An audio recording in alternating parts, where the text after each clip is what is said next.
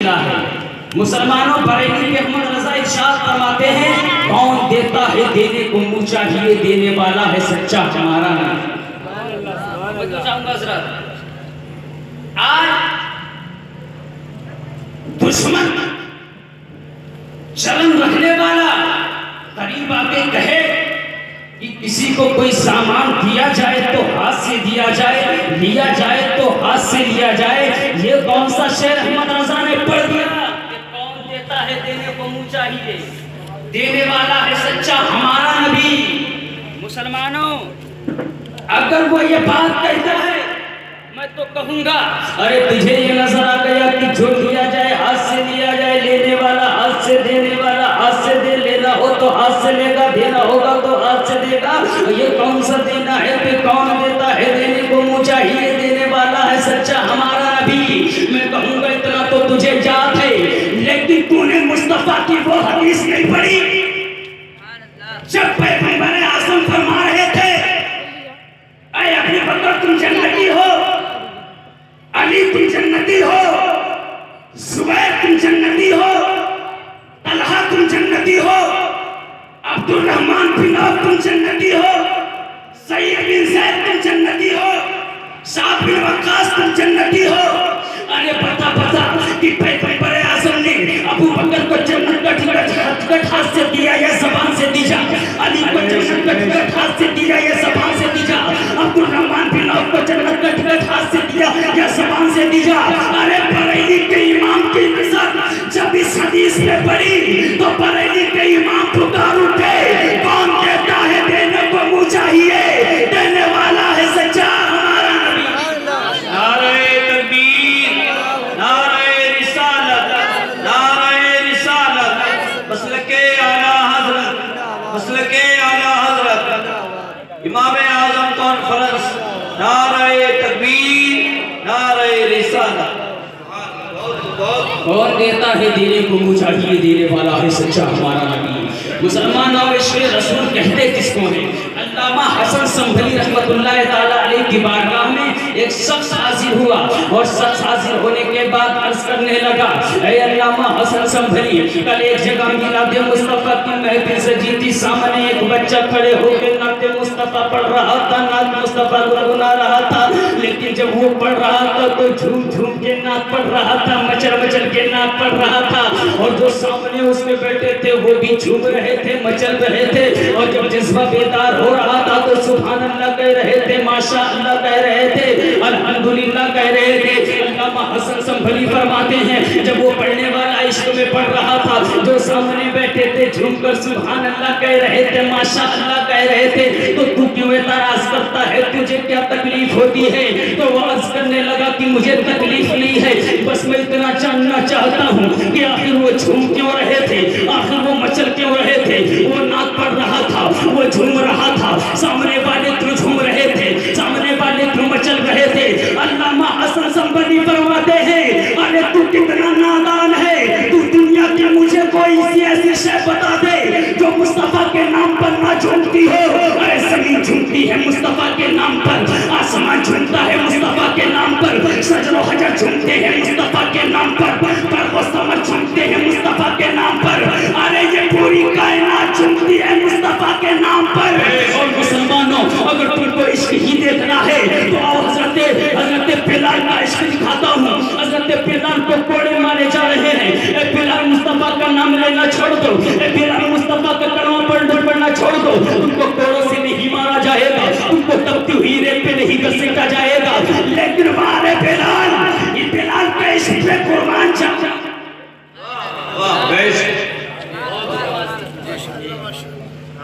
वाह बिलाल, अरे तेरे इश्क पे कुर्बान जाओ।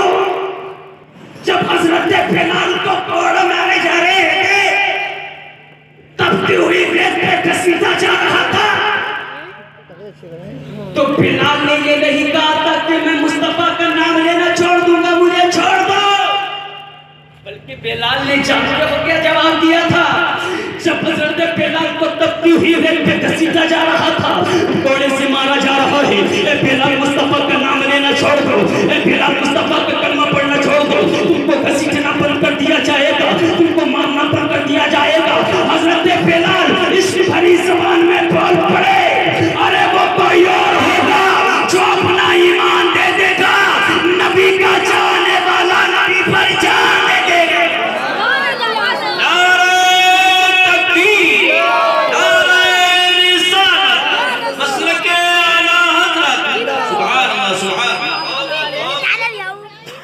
नबी का चाहने वाला नबी पर जान दे देगा। मुसलमानों, आता हूँ अपने टॉपिक पे कि आखिर मुसलमानों आज की औलादें अपने माँ बाप से सही तरीके से बात नहीं करती है।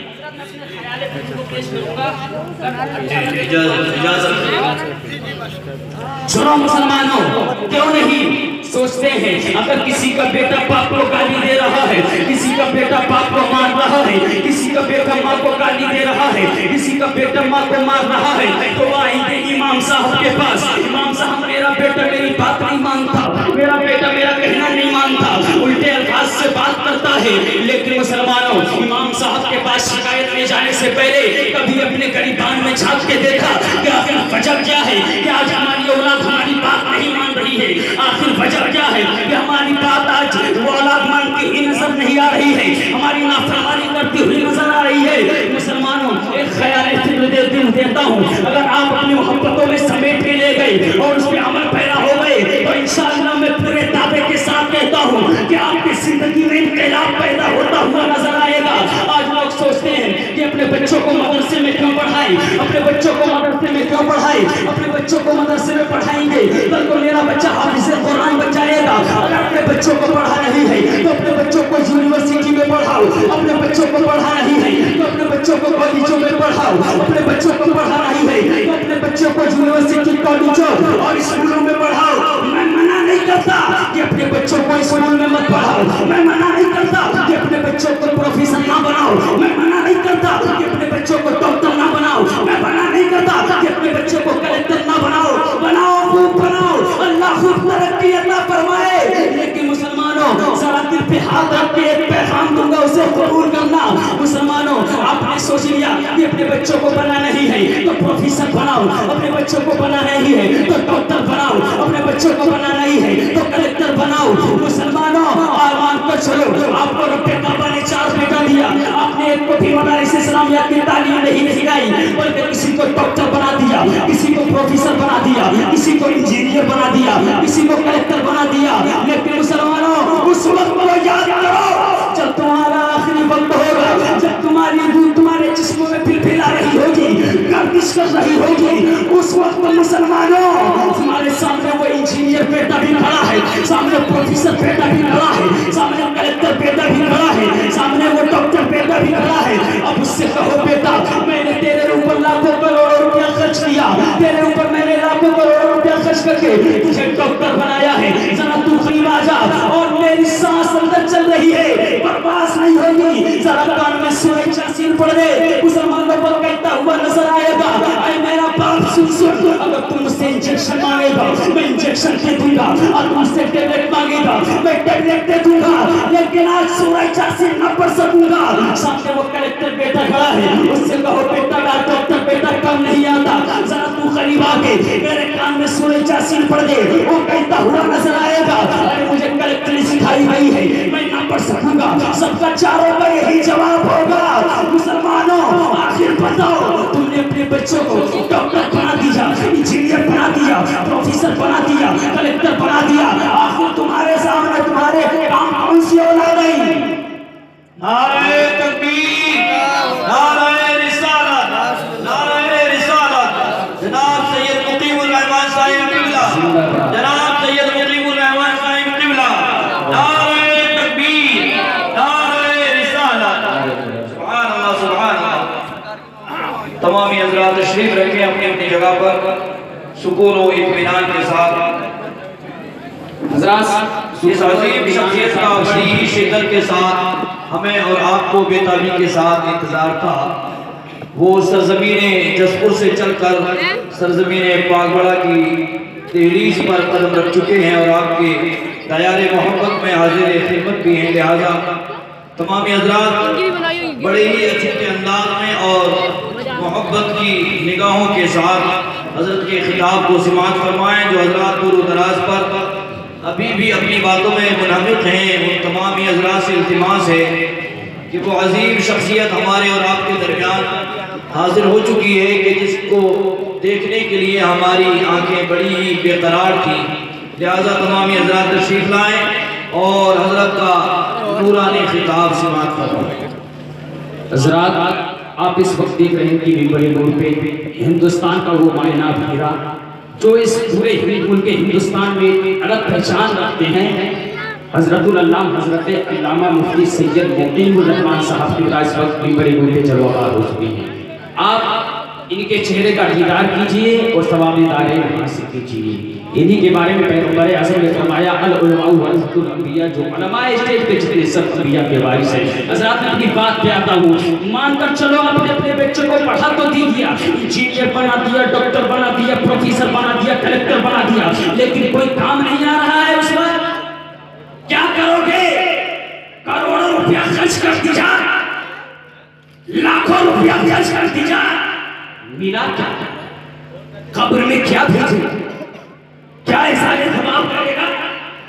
मुसलमानों मानकर चलो, आपने आपके पास 4 बेटे हैं, आपने किसी को इंजीनियर बना दिया, किसी को प्रोफेसर बना दिया, किसी को कलेक्टर बना दिया। अगर एक बच्चे को आपने मदारिस इस्लामिया में तालीम हासिल करने के लिए, कुरान की तालीम हासिल करने के लिए, हदीस की तालीम हासिल करने के लिए मदरसा चमन मुस्तफा में भेज दिया, मानकर चलो आज देखा जाता है कि अपने बच्चों को अच्छे से अच्छे यूनिवर्सिटी में तालीम हासिल कराई जाए। मुसलमानों, इस हिंदुस्तान की, इस दुनिया की सबसे बड़ी यूनिवर्सिटी, जो इस हिंदुस्तान की, इस दुनिया की सबसे बड़ी यूनिवर्सिटी जो अमेरिका में कैम्ब्रिज नाम से मौजूद है, मानकर चलो वो कौन सी यूनिवर्सिटी है जो इस हिंदुस्तान से एक क्रिश्चियन का औलाद वो अमेरिका के सरजमीन पे जाता है और उस कैम्ब्रिज यूनिवर्सिटी में दाखिला लेता है और कंटिन्यू पढ़ाई करने के बाद, डिप्लोमा और हासिल करने के बाद, इसी हिंदुस्तान के सरजमीन पे आने के बाद 10 साल तक कंटिन्यू हुकूमत करता है, जिसे दुनिया डॉक्टर मनमोहन सिंह के नाम से जानती है। मानकर चलो आपका एक बेटा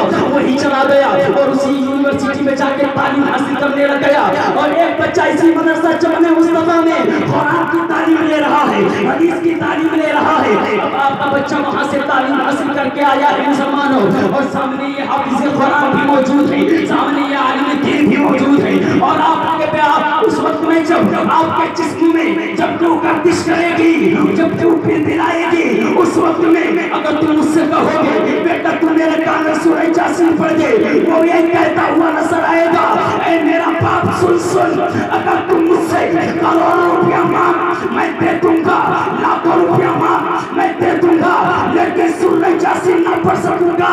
लेकिन जिसने इसी हिंदुस्तान की सरजमीन पे मदरसा अहले सुन्नत चमन मुस्तफा से कुरान की तालीम हासिल की होगी, वो करीब जाएगा, बाप के सर को उठाएगा और अपने मुंह के करीब ले जाएगा और सूरह यासीन पढ़ना शुरू कर देगा।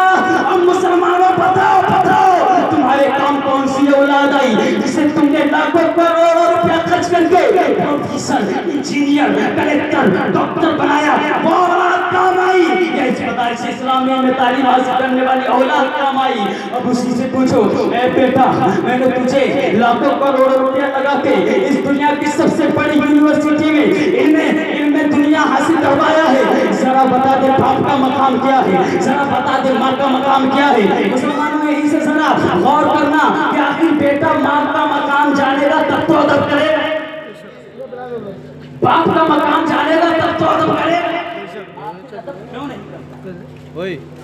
आखिर क्यों ज़बान दराज़ी करता है? मुसलमानों उससे पूछो बेटा जरा तू बता दे कि बाप का मकाम क्या है, जरा तू बता दे माँ का मकाम क्या है? वो कहता हुआ नजर आएगा, मैं फकत इतना तो जानता हूँ कि बाप का अदब करना चाहिए, इतना तो जानता हूँ कि माँ का अदब करना चाहिए, लेकिन अगर मुझसे पूछो कि इनका मकाम क्या है तो मैं बता नहीं सकूंगा। लेकिन जिसने मदारिस इस्लामिया में तालीम हासिल की होगी उससे पूछो बेटा जरा तू बता दे, तू तो इसी हिंदुस्तान के सरजमीन पे तालीम हासिल कर रहा था, जरा तू बता दे कि बाप का मकाम क्या है, जरा तू बता दे कि माँ का मकाम क्या है? तो वो मुस्कुराता हुआ कहता हुआ नजर आएगा, अरे मैं तो वही बताऊंगा जो मैंने कुरान में पढ़ा है, मैं तो वही बताऊंगा जो मैंने मुस्तफा की हदीस में पढ़ी है। वो कहता हुआ नजर आएगा कि माँ का मकाम ये है कि पैगंबर आज़म ने फरमाया कि जिसने मोहब्बत की नजर से एक मर्तबा माँ के चेहरे को देख लिया उसे एक अच्छे मकबूल का काम मिलता है। अगर कोई लाखों रुपया खर्च करके जाए और हज करके आए क्या गारंटी है? कोई गारंटी है? कोई गारंटी नहीं है, लेकिन ये गारंटी है कि जिसने मोहब्बत से माँ के चेहरे को देख लिया उसे हज करना। चाहो तो रोज घर बैठे हज करो। और मुसलमानों, और एक बात और बताता हूँ, उस बच्चे ने कहा बाप के कदमों के नीचे जन्नत है, बाप जन्नत का दरवाजा है। जब वो समझ जाएगा कि माँ के कदमों के नीचे जन्नत है और बाप जन्नत का दरवाजा है, तो बाप का भी अदब करेगा, माँ का भी अदब करेगा। इसलिए वो सब कोई जानता है कि जब तक दरवाजा नहीं खुलेगा वो अंदर नहीं जा सकता। बाप का भी अदब करेगा, माँ का भी अदब करेगा, क्योंकि वो जानता है कि अगर हमने इनसे मुंह मोड़ लिया, इन्हें नाराज कर दिया, तो ना नमाज कबूल है, ना रोजा कबूल है, ना हज कबूल है, ना ज़कात कबूल है, कुछ भी कबूल नहीं है, कुछ भी कबूल नहीं है। और मुसलमानों, चलो जब उसी माँ का इंतकाल हो जाए, सामने माँ का जनाजा पड़ा है, इंजीनियर भी सामने खड़ा है, प्रोफेसर भी सामने खड़ा है, कलेक्टर भी सामने खड़ा है। अब है में से किसी की हिम्मत के मां के जनाजे को हाथ लगाए? है किसी में इतनी ताकत जो मां के जनाजे की नमाज पढ़ा सके? है इतनी खुफार? मुसलमानों, याद रखना एक बात, ये माँ का जनाजा जो है ये बेटे का हक बनता है वो पढ़े। माँ के जनाजे की नमाज कौन पढ़ाए? मोहब्बत से क्या कौन पढ़ाए? मोहब्बत से बोलो बेटा। अरे उससे कहो है बेटे, ये तेरे उस माँ का जनाजा है जिसने तुझे 9 माह तक अपने कोख में रखा। ये तेरे उस माँ का जनाजा है। जब तू कहीं से लड़ झगड़ के आता था तो तुझको अपने आंचल में छुपा लेती थी और उससे कहती थी यहाँ मेरा बेटा नहीं आया है, चले जाओ चले जाओ। ये तेरे उस माँ का जनाजा है जो तेरे पेशाबों पे कई रातें सोई है, तुझे पेशाब पे नहीं सोने देती कि मेरे लाल की तबीयत खराब ना हो, कहीं मेरे लाल को बुखार ना आ जाए।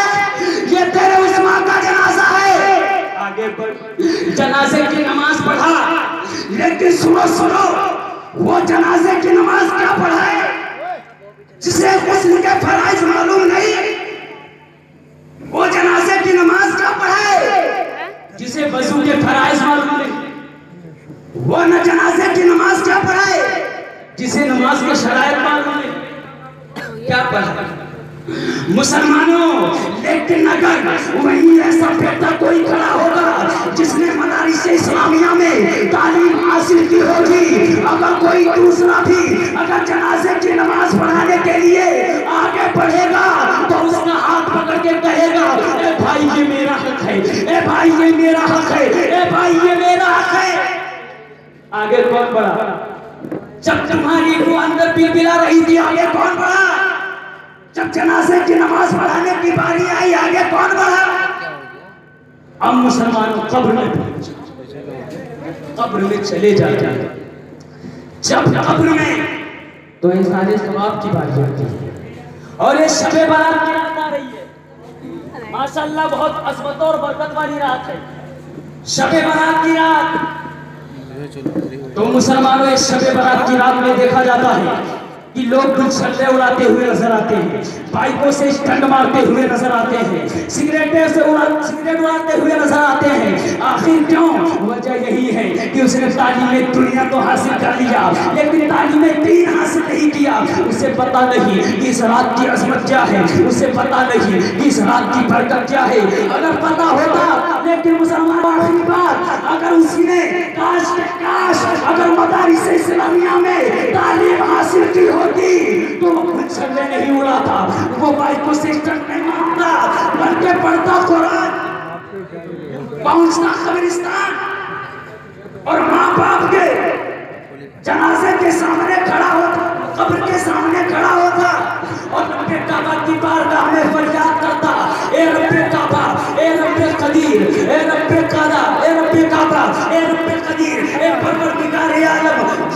एक गुनहगार शख्स को एक बिस्मिल्लाह की ताज़ीम से बख्शिश करता है तो आपको मैं पूरी सूरह यासीन पढ़ के आया हूँ, पूरा सूरह मुल्क पढ़ के आया हूँ। ए रब्बे काबा तुझे तेरे प्यारे हबीब का वास्ता, ए रब्बे करीम तुझे तेरे प्यारे महबूब का वास्ता। मुसलमानों जब आपकी औलाद इस तरीके से रब्बे काबा की बारगाह में अरीज़ा पेश करेगी तो किसी ना किसी तरीके से रब्बे काबा कबूल फरमाएगा। और